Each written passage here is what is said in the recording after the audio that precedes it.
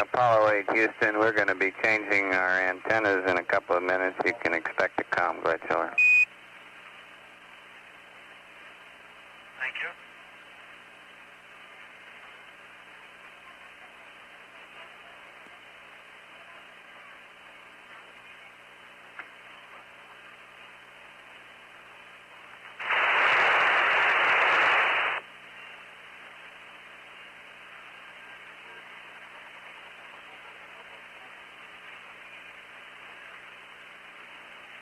Oh.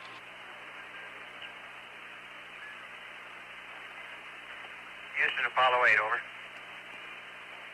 Apollo 8, Houston, go. All right, the LMP is going to take a little snooze here for a while. I'm wondering if you give me a quick, your view of the system status here before I depart, and also give me an idea when the next cryo stir is due. Roger, Bill, will do. Stand by.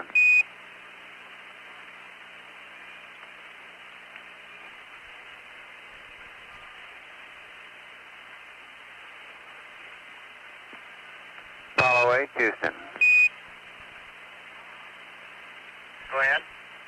Roger, your systems remain unchanged. They're all looking good, and you can go ahead and stir up the cryo starting right now. Okay, will do.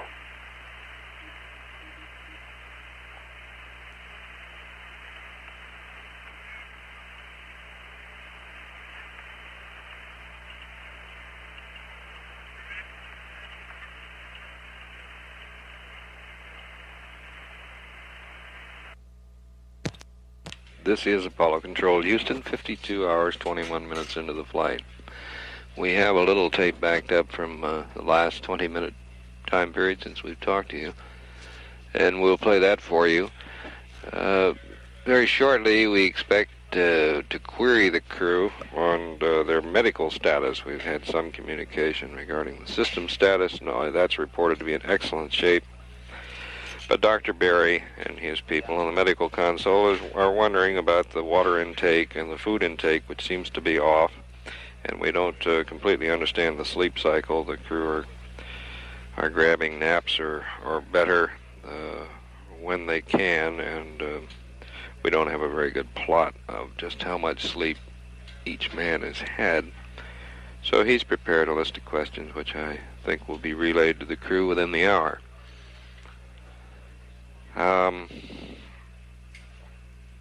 I believe that brings us up to date. Let's play the tape now, and we may, if the conversation resumes, we'll come in with that.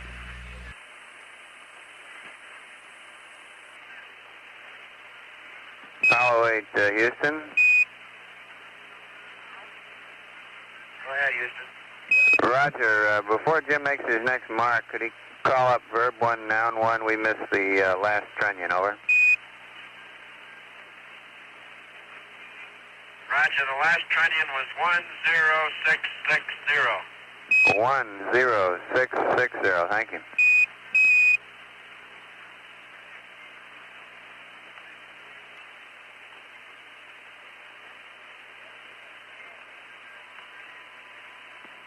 Apollo 8, Houston.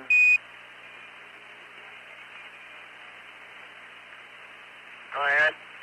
Roger, before Bill gets his snooze, we'd like him to give us a PRD readout on all three crew members, over. Roger.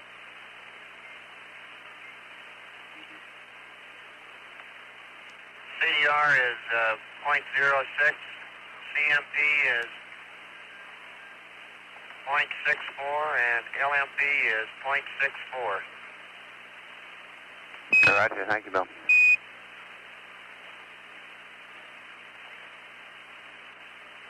Looks like I'm the only one that's radioactive. Understand.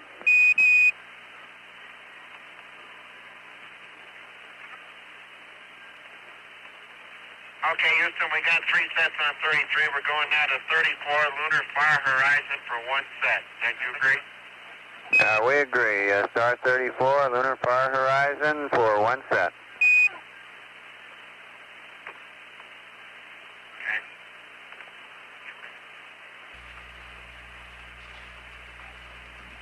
let's just leave the line open and see what results.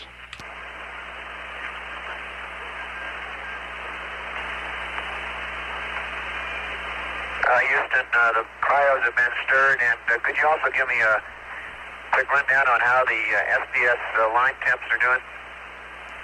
Roger, Bill. I understand you've stirred the cryos. Last time we checked, the SPS line temps were excellent. They were nice and warm. We'll give you another number right now. And a PU valve.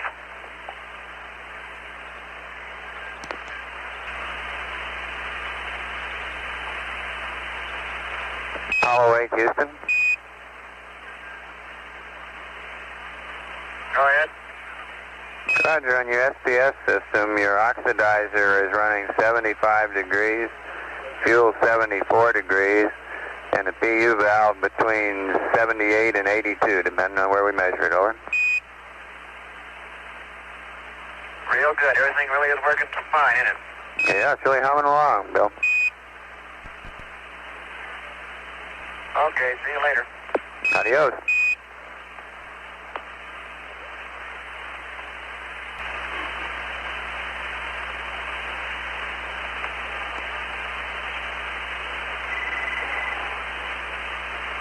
Okay, Apollo Control, Houston here. 52 hours, 33 minutes. We'll just shut it down and save wear and tear on the eardrums.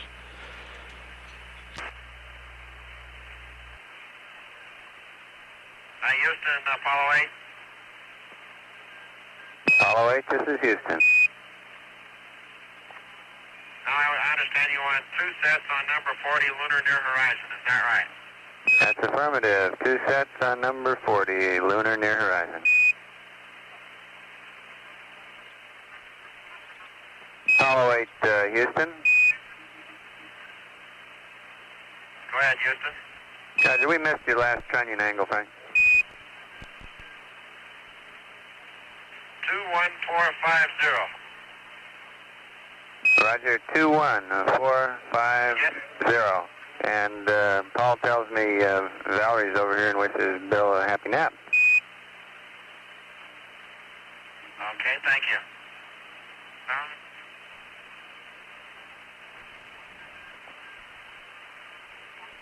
Tell her that he makes us tired sometimes too, will you?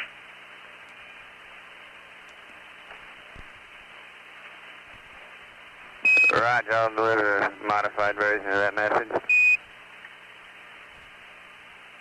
Thank you. Apollo 8, Houston. Go ahead, Houston. Roger, on star number 40 that you're doing now, the flight plan only calls for 1 set of marks. You called down 2 sets, and it's really your choice. Only 1 is required. We're glad to have the data if you do a second set. Over. Well, only do 1 then, if you want to. Our flight plan has been updated to include 2 sets. That's why I called it down. Roger, 1 set will suffice.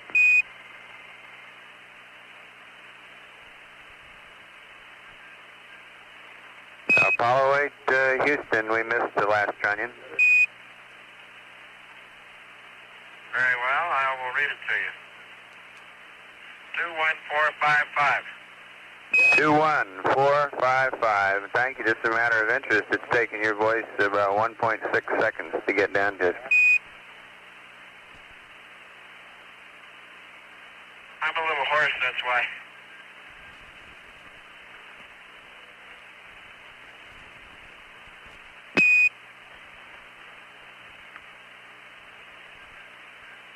Okay, Houston, you want us to go back to the PTC attitude now and start the rotisserie again? That's affirmative, Frank. We'll have the PTC attitude for you in just a second here.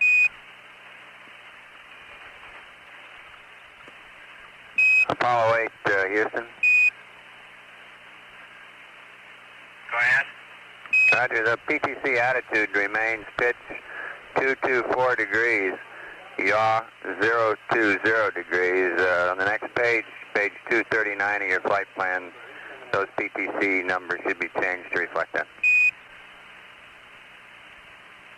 Pitch 224 and yaw 20. That's affirmative.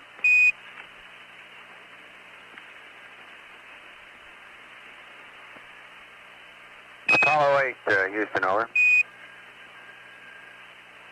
Go ahead, Houston, Apollo 8. When you got a few minutes, we'd like to get a detailed crew status report from you.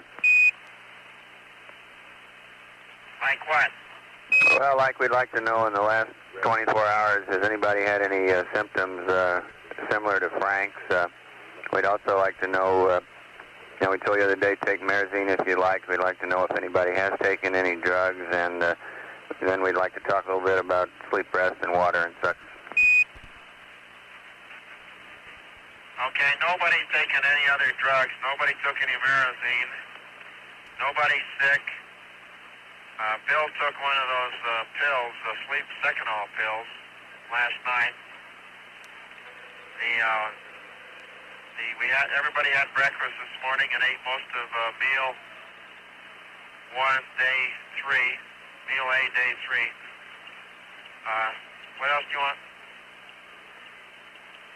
Well, we'd like to tell you to drink plenty of water. We think your water intake may be down. We copied your dosimeter readings. The only other thing is we just were wondering how you, in general, how you feel. We show you to have about 15 hours sleep total. Frank or Bill about 10, and Jim about the same. And we were wondering just how you're feeling in general. We all feel fine, and we're going to fix it now so that we all have one more rest period before the LOI. Roger, thank you. Happiness is bacon squares for breakfast.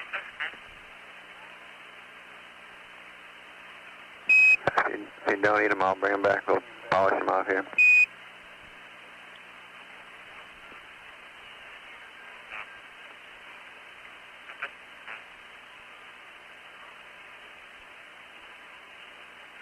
Okay, Houston, Apollo 8 here. I stand corrected. William had one Marazine. He didn't tell me about it. He snuck it. Roger, understand level sneak to Marazine.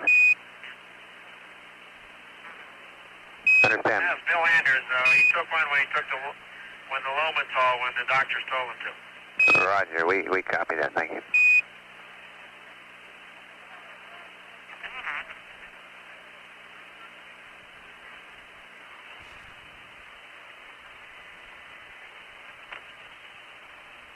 Okay, we're back in the barbecue attitude starting PTC.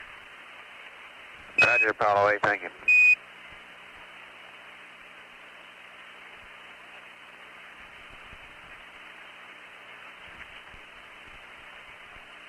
Mike, we ran the latest state vector we have through the P21, and it shows a parasymphion of 69.7 miles. Yeah, we're all having big talks about that down here. It looks like they're giving us a real good comparison on our system. Looking extremely good. We've got the navigator par excellence here. I believe.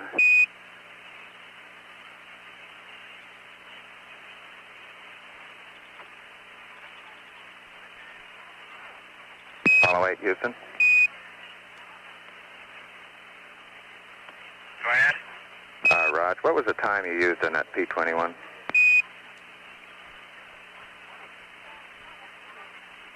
6910 there, Mr. Sladro. Thank you.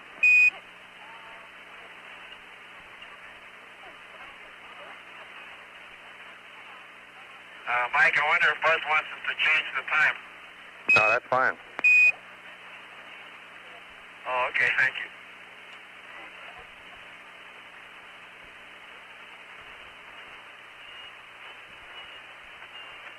Houston, Apollo 8. Apollo 8, Houston. Roger, are you going to give us an update for a maneuver at PC +2 that does not assume a flyby maneuver? Rod, stand by.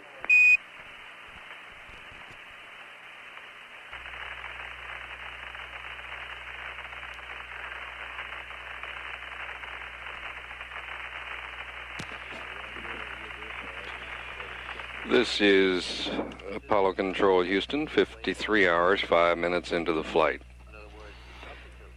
The spacecraft's 171,360 odd miles from Earth. Its velocity in feet per second, 3,356. We've heard from the crew in the last 20-minute time period, a rather complete medical status. They reported that Bill Anders had taken 1 Marazine. They say they're all feeling quite well now as opposed to yesterday. And they also explain their sleep and rest cycle. As a general reference, the spacecraft is proceeding on a sort of a nose down attitude. If you consider in your mind's eye the Earth, Moon, and Sun all in a flat plane, and along with the spacecraft, of course, the spacecraft is proceeding in a nose-down attitude toward an intersection with the Moon, and at the same time the spacecraft is rotating about 1 revolution per hour. It's held this attitude for some time, and it will continue in that attitude. Here's the tape conversation we have.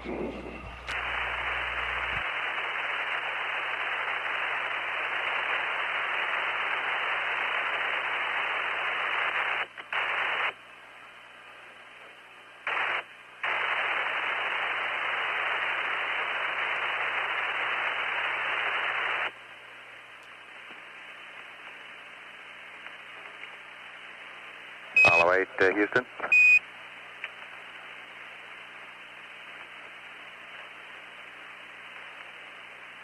Go ahead, Houston. Apollo 8 here. Raj, here's a rather brief summary of the updates that you'll be getting. The one that you have now for PC plus 2, following an LOI-8 flyby maneuver, is still good. And that will not be updated. The next update you'll get will be MCC4. After that, you'll get 2 PC plus 2 maneuvers that assume MCC4 completed.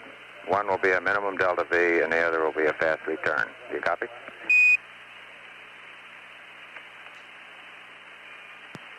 Roger, understand. And also, I take it for MCC4, you're going to give us a new alignment. Is that correct? That's affirmative.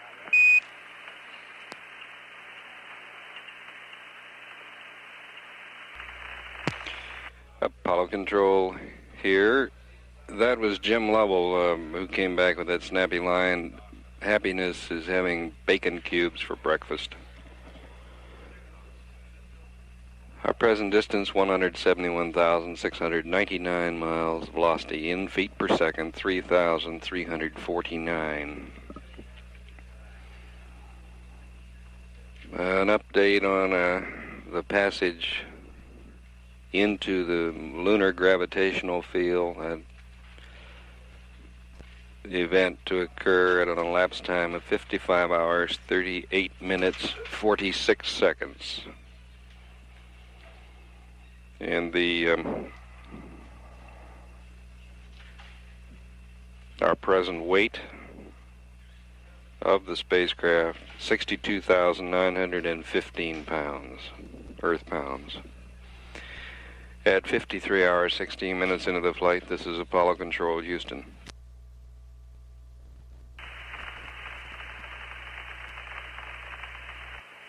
Apollo 8, Houston. Go ahead, Houston. Apollo 8. Roger, Frank. I got a lot of talking to do regarding TV cameras and brackets and whatnot. I'd like to start in on it whenever you're ready to talk about it. Let me get a piece of paper out. Okay.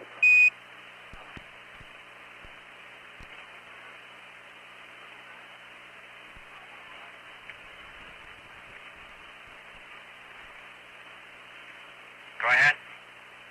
Okay, first a question. Are you planning to show us TV pictures of the Earth today? Well, that's what we wanted to do. It seems to us that's the most interesting thing that we can show you, but you trouble with the lens. Okay, well, that's good. All this procedure that I'm going to give to you here is relative to what we hope are fixes to the lens and for looking out your rendezvous window at the Earth, and all the gimbal angles and all the rest of the good stuff is based toward looking out the window at the Earth rather than at the Moon. Over. Roger. Okay, first, unstow the red filter, the polarizing filter, the red and blue filter holder, and some tape. Over.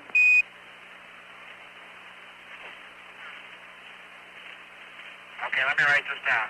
Roger, I suggested. I got a whole page full.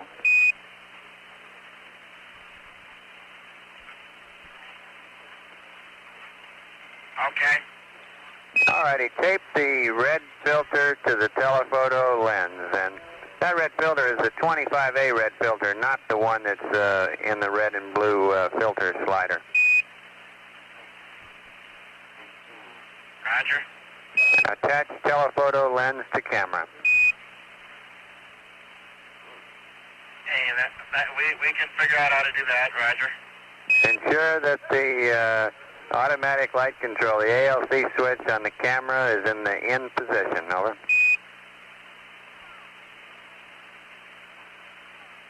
ALC in, Roger. Right. Attach camera to the adjustable TV bracket and attach the bracket to the TV mounting point on the commander's side of the hatch to point out rendezvous window number 2.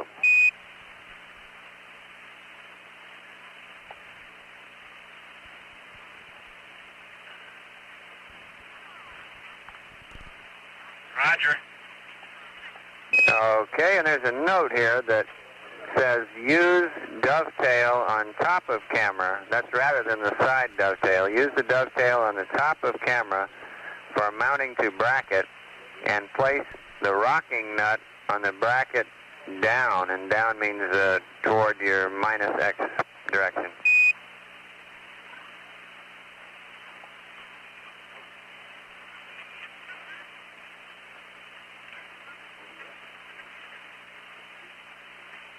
Roger. Okay, they say this step I just got through giving you is somewhat complicated. You might want to get the camera set up early using the instructions I just gave you. When it's properly... We're not ready yet. Roger, I say again, the instructions that I just gave you should end up having the camera looking out the window and about 30 degrees yawed left from your plus X axis. So I'd suggest you get the camera set up that way early, and if there are any problems, come back to us and we'll talk them over. These mounting instructions are sort of complicated. Roger. Okay, the next step, dim the interior lights. Over.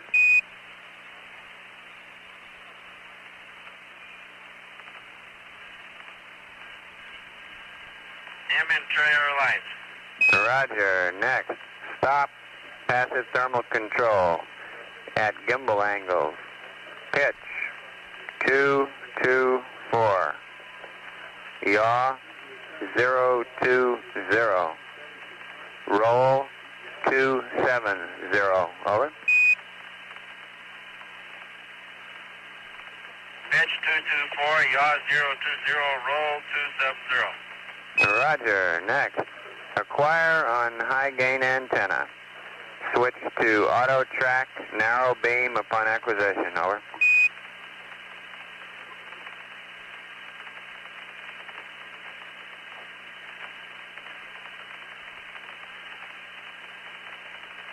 Got it. Okay, yaw spacecraft left to get good view of Earth in your rendezvous window number 2. And you may have to pitch slightly as well, but primarily a left yawing maneuver to get a good view of the Earth. Got it. Okay, this maneuver is going to put you very close to your scan limit for the high gain antenna. So while you're making the maneuver, check your light. If your scan limit light comes on, you still have got 15 degrees to play with, but the only message is should you break lock, then you're going to have to go back and reacquire and do that maneuver over again, because you're going to be very close to the edge of your high gain antenna capability. Thank you. Okay, and then finally, now that you've got the spacecraft over there, aim the camera as required to include the Earth in the field of view, and do not touch the body of the lens while televising. Apparently, if you put your hands on the lens itself, it causes electrical interference. Over.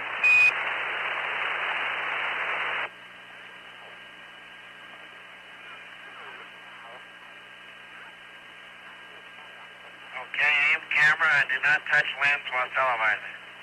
Right, and in all this stuff, in all these pictures using the ALC, it's important that you let the camera stabilize for at least 10 or 20 seconds to let the ALC do its thing.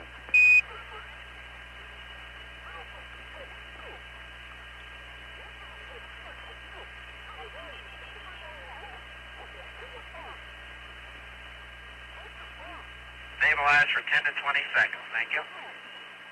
Right, now, we have some additional instructions in case this does not work. This is Apollo Control, Houston. They say a full 20, Frank, on that ALC. They require a full 20 seconds. 53 hours, 34 minutes of the light into the flight. Properly do its thing. Mike now, Collins these is procedures that I've given you do not passing work, on a and we'll be procedure giving you some to more, the and they have crew to do involving the use of that telephoto lens, which we couldn't get to work yesterday. The polarizing filter will and the red certainly and be of blue interest to the filter broadcast holder in media, hand, because and we'll be hopefully attempting to use those to in interest to addition a lot of the, other people red too. filter if, Let's listen to if this procedure conversation. doesn't work. Oh, very well, Mike. That's all we have right now. We'll have a few more remarks on the TV coming up to you later, but I'd suggest that you get set up for this early, and if you have any questions on it, shoot them down to us. We've got a bunch of experts down here eager to help out. Thank you, will do.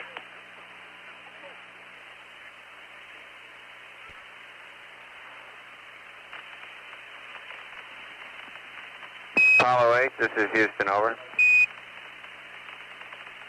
Go ahead, Houston, Apollo 8. Just a voice check, Frank. Roger, you're loud and clear. Thank you.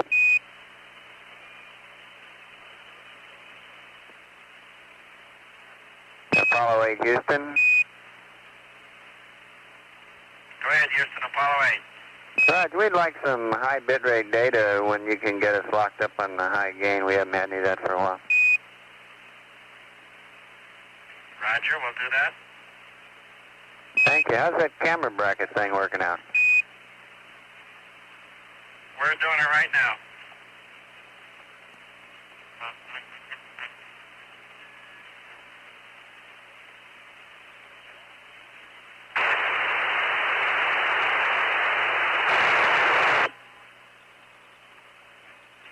Apollo 8 transmitting to you on the high gain. How do you read? You're loud and clear, Frank. Thank you.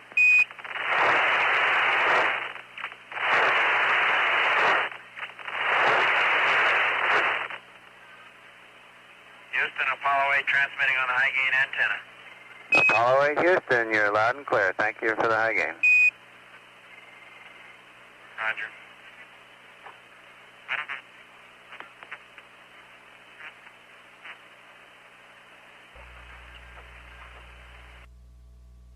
This is Apollo Control, Houston, 54 hours, 25 minutes into the flight. We have some conversation that's come in recently from the crew. We'll play it for you now. And this is Apollo Control, Houston, back. During our television pass this afternoon, we don't know exactly what the crew is going to do, but you know from the earlier discussion, they're going to work with the telephoto lens again with a filter application, which we hope will enhance the image of the Earth. And it's also entirely possible they will swing it around, swing that camera around and take a picture of the moon. If we are successful, we should see approximately about a quarter moon, the eastern limb of the moon. and in what detail it's impossible for us to estimate. But those are the general plans, to take a long look at the Earth and hopefully a quick look at the Moon. They'll be about 45,000 miles away from the Moon at that time. They're presently 174,000 miles from Earth. They're moving at a velocity of 3,300 feet per second. This is Apollo Control, Houston.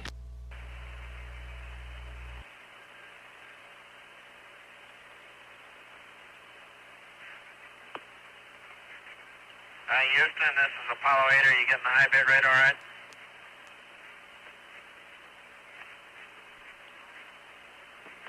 That's affirmative, Apollo 8. We are getting a good high bit rate. Thank you.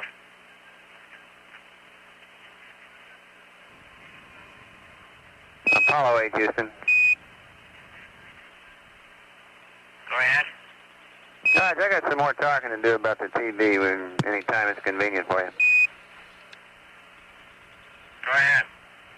Okay, first thing, we've made no provisions in these instructions for taking pictures of the Moon. If you could get some moon shots after it's all over by looking out a different window or by making some small maneuver, of course, we'd be happy to have them, but the show is scheduled as just out the window at the Earth only. Over. Roger. The second point is, of course, when you stop your passive thermal control, you're about 90 degrees to the Earth line. So when you make that yaw left, you're going to have to yaw left until your middle gimbal angle is in the vicinity of 60 degrees. You'll get the additional 30 degrees by the offset between where the camera is pointed and your plus x-axis. But the two together are going to total up around 90. We just wanted to make sure that you understood you were going to be working with a large middle gimbal angle. Over. Roger, we understand that. We also are looking at the Earth right now, and there's a spectacular, long, thin band of clouds. Looks like it may be a jet stream. It's absolutely spectacular, going almost all the way or halfway around the Earth. Roger. Well, you might want to repeat that during the TV narrative, and we'd also like you, if possible, to go into as much of a detailed description as you poets can on the various colors and sizes of those things and how the Earth appears to you in as much detail as you possibly can muster. Over. Roger, I figure we'll have to do that because I'll bet you, no, I won't bet, but I bet the TV doesn't work. Well, we won't take that bet, but anyway, we are standing by for a nice lurid description, and we would suggest that you talk a little bit slower than you did yesterday. Yes, Apollo Control, Houston, at 54 hours, 35 minutes into the flight. TV is that we have established contact, and Frank Borman says among other things that they have a spectacular view of the Earth, and he goes into some little detail regarding a jet stream that they're observing. Mike Collins tells him he hopes that will hold up for at least another hour so we can all see it on television.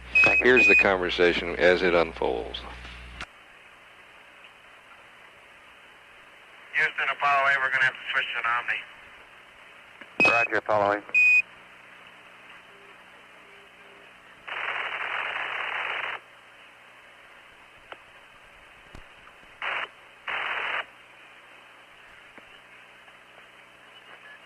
Apollo 8, Houston, over. Go ahead, Houston, Apollo 8. Roger, just checking the voice down, Frank.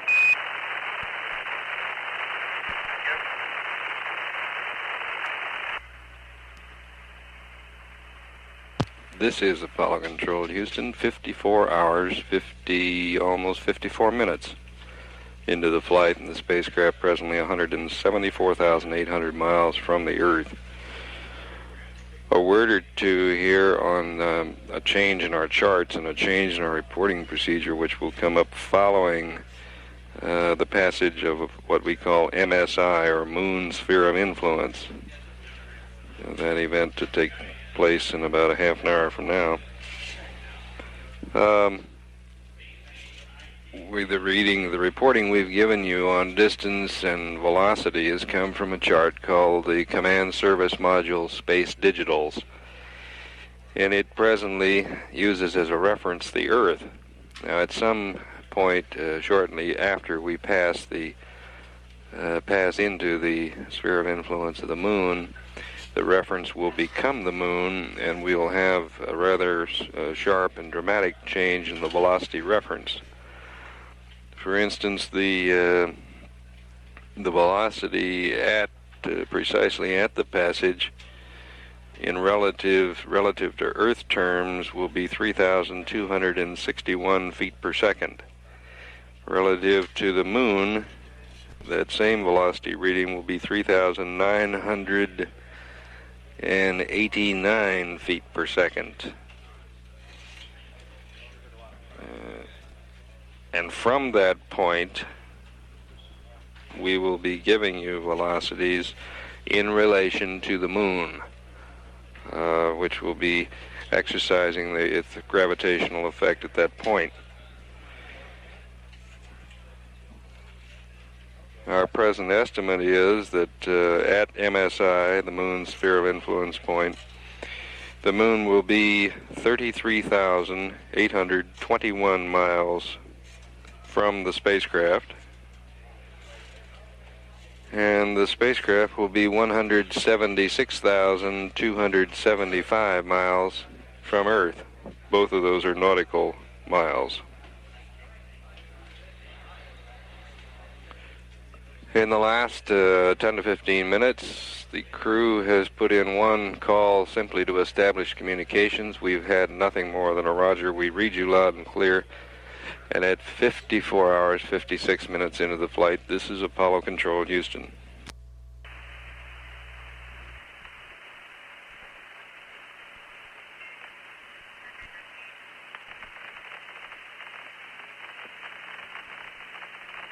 Apollo 8, Houston. Go ahead, Houston. We'll be switching antennas from Madrid to Goldstone in another 3 minutes. You can expect a glitch on your comm. Yep.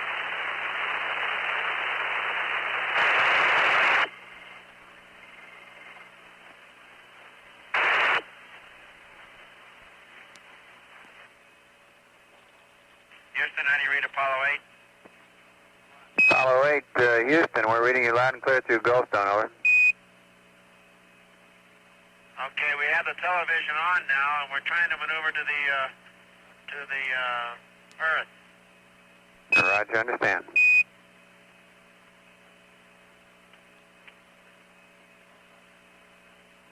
Apollo 8, Houston, over. Roger, we're maneuvering to position now for the TV. Bill's got it set up in Frank's left rendezvous window, and I'm over in Bill's spot looking out the right rendezvous window. And the Earth is now passing through my window. It's about as big as the end of my thumb. About as big as the end of your thumb at arm's length, huh? That's right. And I think what we see now is South America down below us. Roger. Is the TV camera pointed about 30 degrees yaw left from the plus x-axis? Stand by. We're checking. We think we've got it in the right position. We're going into position now. Okay.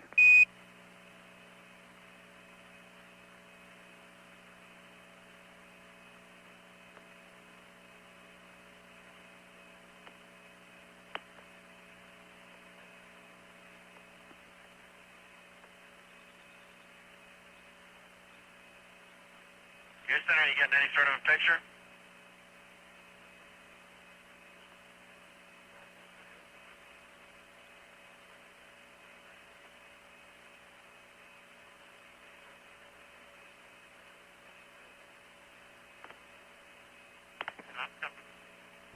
Apollo 8, Houston, negative, not yet.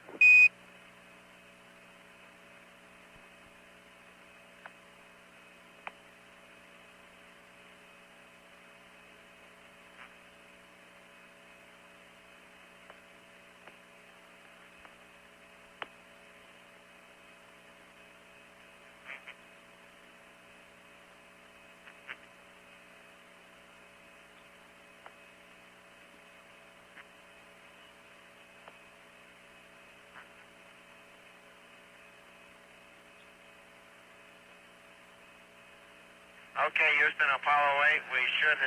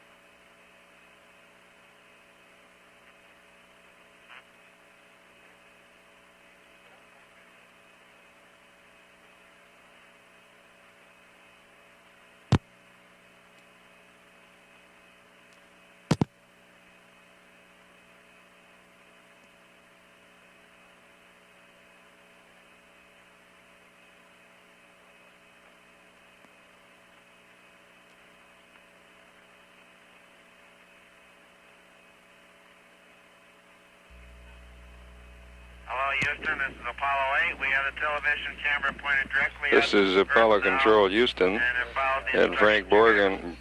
Borman has come up a little bit Frank. earlier, We're picking something up on our TV. a little earlier than It's not very anticipated. good so far, but let it sit for a second. We'll have more instructions for you. But let's punch this picture out. It's Okay,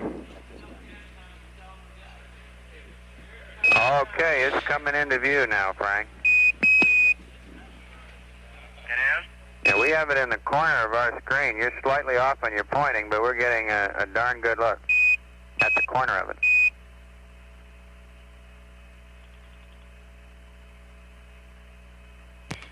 the bright It's blob on moving the upper off, right Frank. of the screen. It's is the moving Earth. off our 3 o'clock on our TV screen. I have no idea what to tell you about which way to point.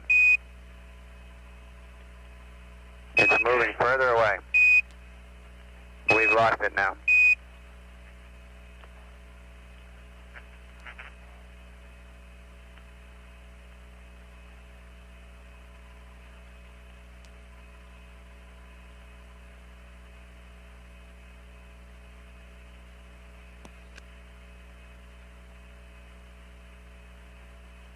Apollo 8 Houston, receiving nothing now, over. Okay. We're receiving the picture. We're just not seeing the view of the Earth. Roger, I got you. Okay, we're just picking it up at 3 o'clock on our screen. Okay. It's moving up toward 1 o'clock and in toward the center. Keep it going in that direction. Okay. It's looking better. You're holding up about 1 to 2 o'clock. Looking better. Give us a little more in that same direction. You're down at 3 o'clock now. We see about half of what you see. Too much. It's disappearing at our 5 o'clock. Now it's coming back. It's half off screen at our 2 o'clock.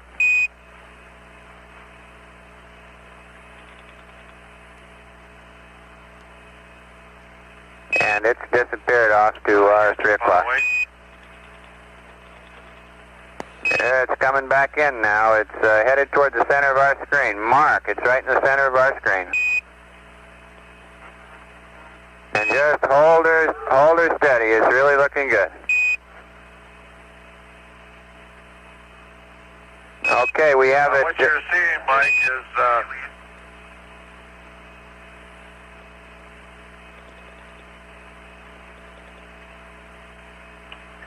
Houston, what you're seeing is the Western Hemisphere.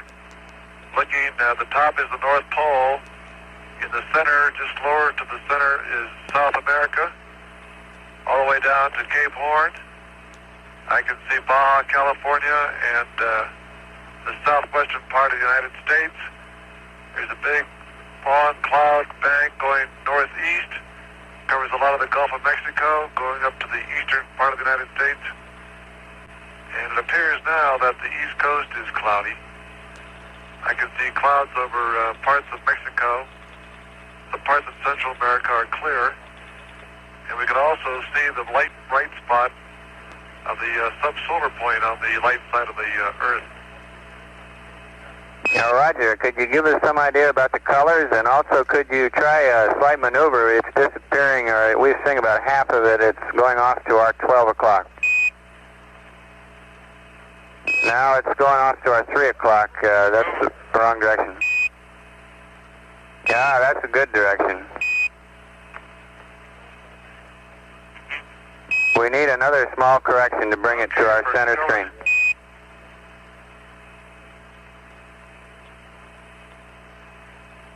If you could maneuver toward the terminator, that's the part of it we're missing. We're getting the lighted portion.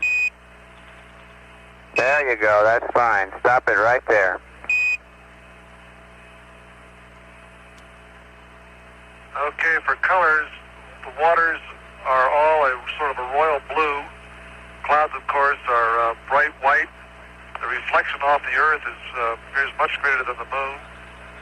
The land areas are generally a brownish, sort of dark brownish to light brown in texture. Many vortices of clouds can be seen of various weather cells, and that long band of cirrus clouds that extend from the entrance to the Gulf of Mexico going straight out across the Atlantic. The terminator, of course, cuts through the Atlantic Ocean right now, going from north to south. Southern hemisphere is almost completely clouded over, and up near the North Pole there's quite a few clouds. Southwestern Texas and southwestern United States is clear. I'd say there's some clouds up in the northwest and over in the northeast portion. Roger, could you maneuver toward the terminator again, please? A little bit more. Stop her right there and hold it.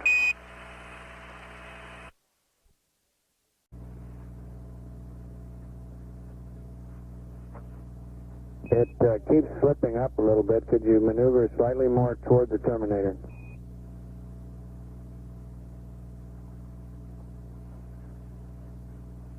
That's the North Pole at the lower left portion of the Earth at about 8 o'clock. How's that, Houston? We're getting about half the Earth, Frank. The top half of it, our top half, which includes the dark portion, is obscured.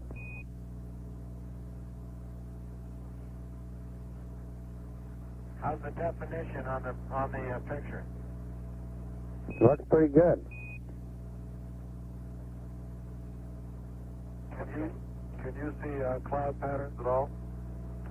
That's affirmative. Good. Are you still seeing it, Houston? We're seeing it. We're missing the portion of the Earth that's over towards the terminator. The dark portion of the Earth is we're not picking up. We're getting about 3/4 or 4/5 of the rest of it. Roger, I'll move it and tell me when I'm getting better or worse, please. Good.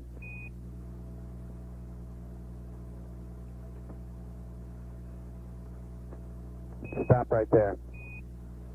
Now that's worse, Bill. Go back where you were. You made it disappear to our 3 o'clock. Now it's coming back.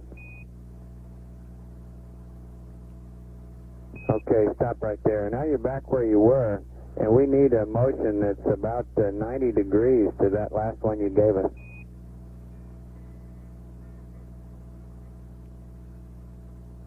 That's the wrong 90 degrees. 180 degrees away from that one.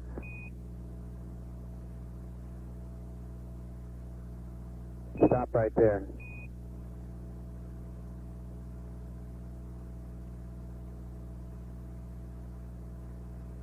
Okay, now we've lost a different half of it. I need a motion 90 degrees to that last one.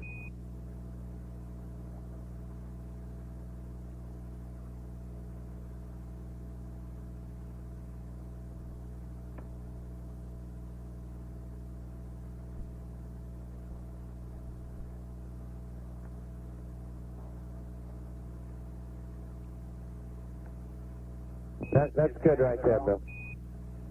That's good right there.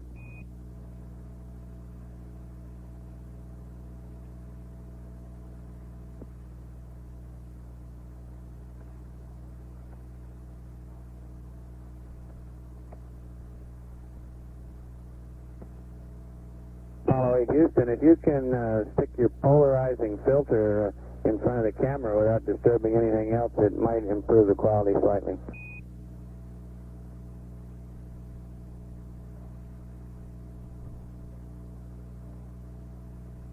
Stand by. Roger, Bill.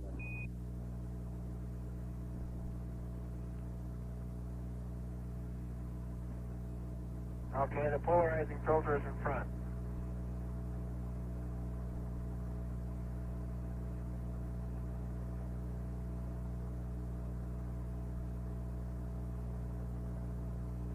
How's it now, Mike? It's still looking good. That didn't make much of a change one way or the other, but in general, it's, considering how far away you are, it's looking excellent.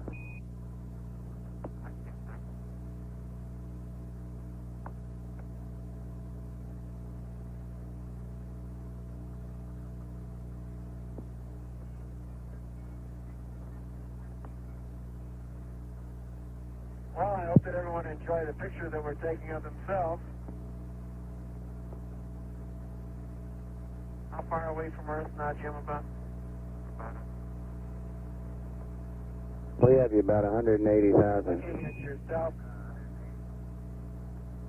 All right, you're looking at yourselves as seen from 180,000 miles out in space.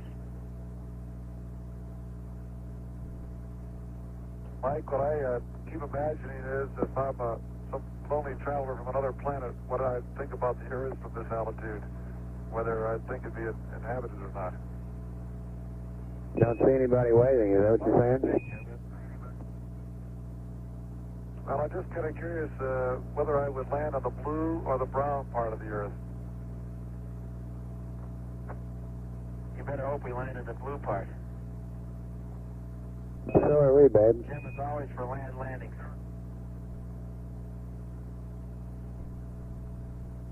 Right, our Earth picture is drifting off center again. If you could make another correction to bring it back, I couldn't tell you which direction, but that you're going the right way. You're going the right way. A little bit more. A little bit more. Whoa, stop right there. That's the best centering we've had, Apollo 8. If you can just hold that, that's perfect. Mike, to give you some idea, Mike, what we can see, I can pick out the southwest coastline of the Gulf and where Houston should be, and also the mouth of the Mississippi. I can see Baja, California, and that particular area. I'm using a binocular which we have aboard. Right, I understand. This is an 8-power instrument I have. Right, well, we're seeing the entire Earth now, including the Terminator. Of course, we can't see anything past the Terminator at all. Are you able, with your binoculars, to see the dark horizon or anything past the Terminator? Negative, Mike. We can't see anything past the Terminator with the binoculars or without them. This Earth is just too bright, and it cuts down the night adaptation to see anything on the dark side. Right, I understand. Since this is winter time in the northern hemisphere, we can see all of the South Pole and the southern ice cap, and not too much of the North Pole. Hey, you and Jim better get together. Jim just said he saw the North Pole. Huh? He's looking out a different window. That's what makes it different. Do you still have the My binocular upside down. Do you still have the polarizing filter in front of the camera? Negative. Okay. You try it putting it back in front of the camera one more time. Okay.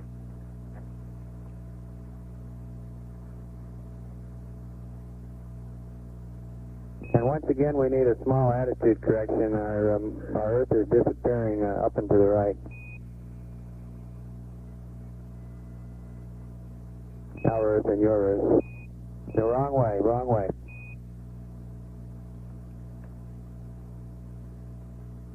A little bit more.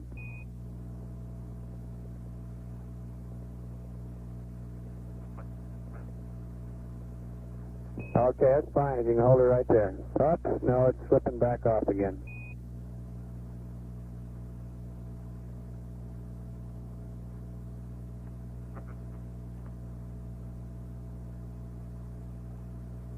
Yeah, keep coming, a little bit more, a little bit more. Okay, 90 degrees to that direction. That's the wrong 90, the other way. There we go. A little bit more. No, no, wrong way. Wrong way, I'm sorry. Now keep coming in that direction.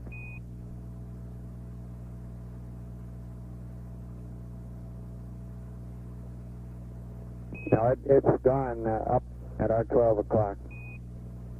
So that last, there we go, it's coming back down, it's coming back down. Bring it down more. Okay, stop. Now we need 90 degrees to that direction again.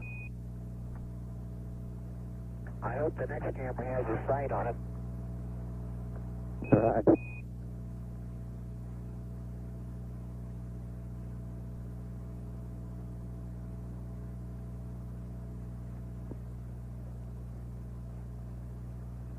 How's that? Well, that's disappeared just practically. We were wondering if there's any chance of you looking out one of the other windows and seeing the moon. Hey, it's coming back in now, Bill. Okay, hold it right there. That's fine for the Earth, right where you are. That's extremely good on the Earth. If you could just hold that. It has the polarizing filter in front of it now, Mike. Roger, thank you, and it's centered very well. We get a very slight improvement with this, but in general it's very good considering the distance. How about the moon, Frank? Is it visible through one of your other windows, or could you get it visible with a small maneuver? Negative. I think we'll have to save the moon for another time. Roger, understand.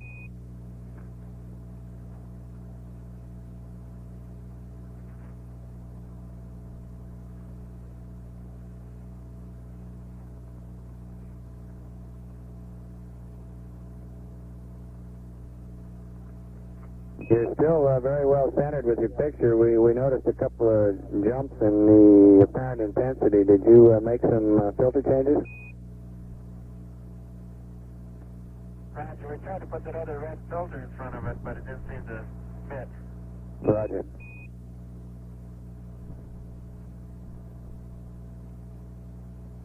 We'd, on a final test, when you get down to the end of your allotted time here, we'd like you to remove all filters and let us see how it looks with all filters removed, and then we'd like to get several spot meter readings at the very end, after the test.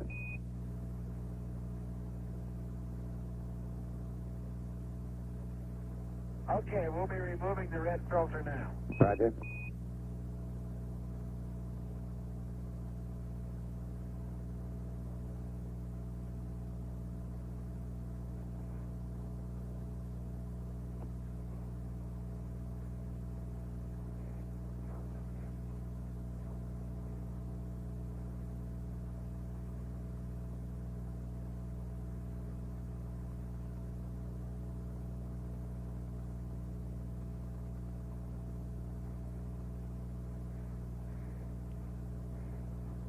Still have it, Mike. The lens is off now.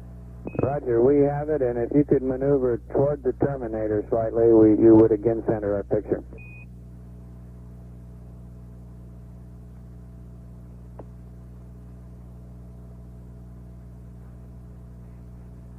The spacecraft is almost directly over dead center South America. And this picture is being beamed and received simultaneously through our antenna at Madrid and at Goldstone, California.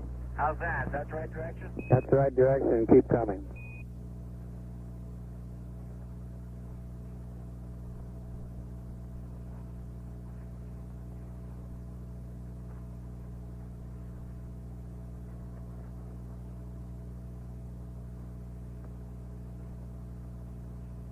No, that's the wrong direction, Frank. Did you... well, negative. I need another maneuver toward the terminator.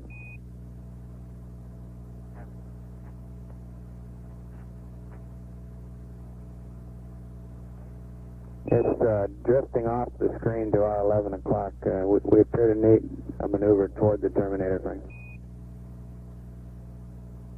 Thank you.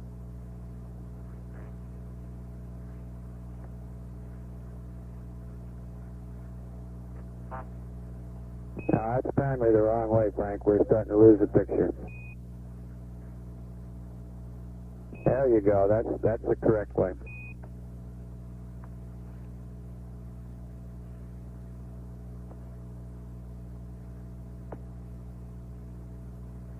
Okay, Houston, how's that for today? That's just fine, Frank. That's great. We'd like to, at the conclusion here, take 3 spot meter readings. You can do that anytime at your convenience. We'd just like to get some after-the-fact readings on the Earth intensity. Roger, Jim has got the spot meter on now. Thank you. Is it centered now, Houston? Not quite, Frank.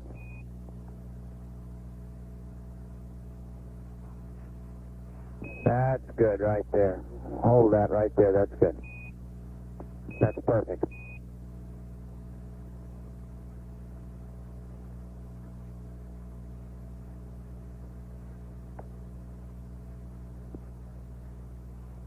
Okay, Earth, this is Apollo 8 signing off for today.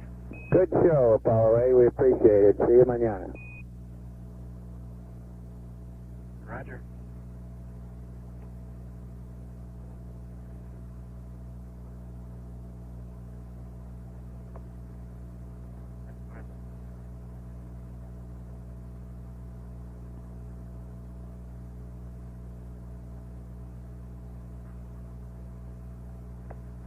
We got Haney down here plotting your trajectory, so all's well. He says you're 10 minutes from the moon's sphere of influence. Okay, good.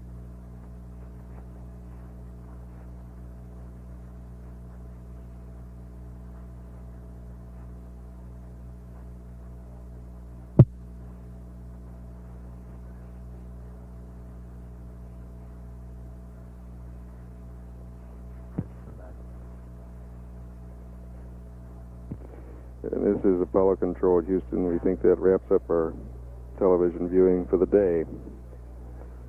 The picture started, I have to go back and get a hack on it, I would estimate about 5 minutes at 2. Stand by and we'll get an exact start time. We'd not anticipated the starting of the pass until about 5 or 6 minutes after the hour. The crew moved in on us a little early as they did yesterday. I guess maybe we should have anticipated it. And when we began receiving a signal through Goldstone, standby 1.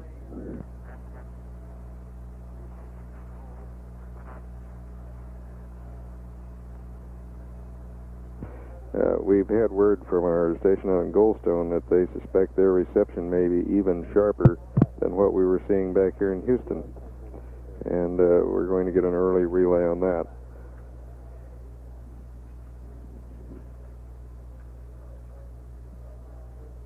We're still awaiting here start time. Our assistant is trying to get it for us.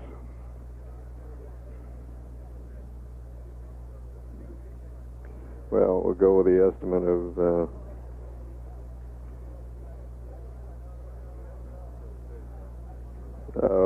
1:58 p.m. EST, and the signal went off at approximately 2:20 p.m. Central Standard Time, both numbers. The spacecraft now 176,000 miles from Earth. Its velocity in relation to the Earth, 3,265 feet per second. This is Apollo Control, Houston.